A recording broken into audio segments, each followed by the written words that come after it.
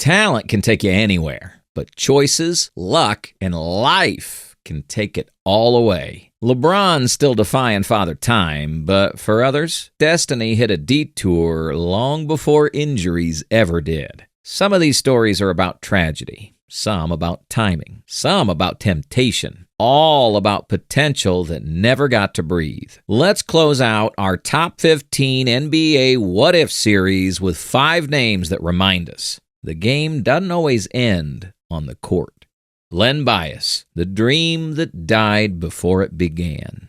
June 19th, 1986. 2 days after being drafted number 2 overall by the Boston Celtics, Len Bias was gone. A cocaine overdose ended what many believed was the beginning of another dynasty. At Maryland, Bias was a 6'8" machine. MJ-level athleticism, Larry Bird's confidence, and a jumper smooth as silk. Red Auerbach had just stolen him for a championship roster. The Celtics were set for the next decade. Players called him the next great one. Even Jordan himself said Bias was the only player who could have pushed me. Instead, the league got a wake-up call about life off the court, and the Celtics never found their next torchbearer. Len Bias is the ultimate what if we never got to see it at all story.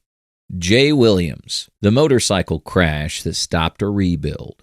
Fresh off a legendary Duke run, Jay Williams was supposed to be the Bulls' next great floor general. Drafted number 2 overall in 2002, he was smart, smooth, fearless. The modern-day Jason Kidd with bounce. Then came June 2003. A motorcycle accident shattered his leg, tore ligaments, and nearly ended his life. The Bulls voided his contract. His comeback attempts were brief, his prime gone before it started. He's since built a respected career in broadcasting, but imagine that early 2000s Chicago team with a healthy Jay running the show. Pre-Derrick Rose, post-Jordan. The city was waiting for a new leader. Instead, the rebuild never took flight. Another era lost before takeoff.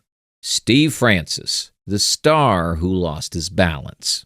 Stevie Franchise, that nickname wasn't a lie. He was the Houston Rockets. 3-time All-Star, a walking highlight reel with crossover so mean they needed a warning label. Francis had the swagger. Windmill dunks in traffic, grin for cameras, heart for the city. From 1999 to 2004, he averaged 21, 6, and 6. One of the most complete guards in the league. But off-court turbulence hit hard. Clashes with coaches, injuries, and eventually personal struggles that pulled him away from the game. Once Yao arrived, Francis lost his spotlight and his spark. By 30, he was out of the league. He had the energy of Al with the body of a tank. If his career stayed steady, Houston might have had their own Westbrook before Westbrook was a thing.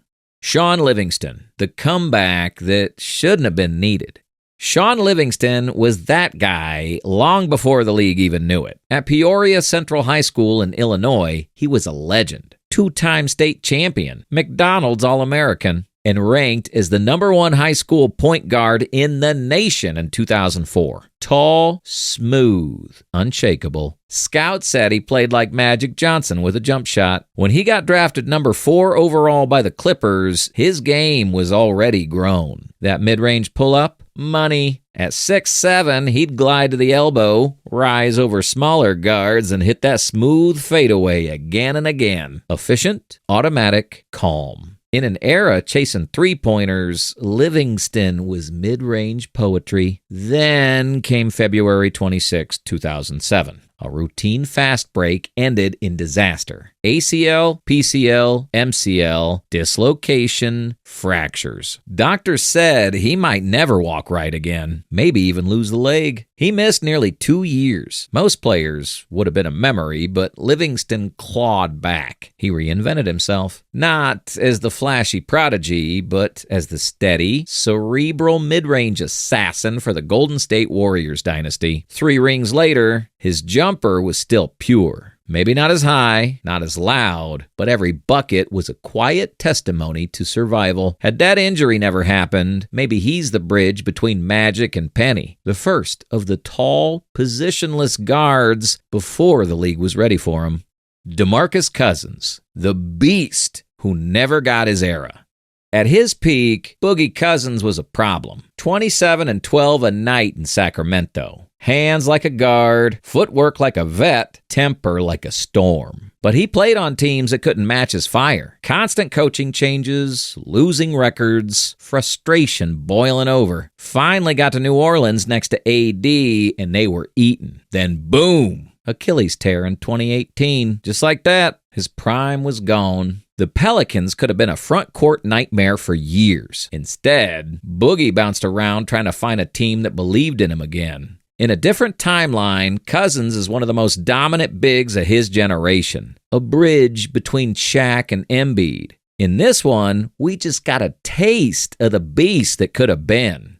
From Len Bias's dream that never began to Shaun Livingston's miracle return, these stories show how thin the line is between greatness and grief. Talent's only half the battle. The rest is timing, health, and choices. Jay Williams reminds us, one bad decision can rewrite your whole career. Steve Francis shows how off-court storms can outshine on-court fire. Boogie Cousins proves that even a monster in his prime isn't safe from the cruel turn of a heel cord. Basketball's about more than the game. It's about who survives it. And these 5 names will always remind us how fragile that journey can be.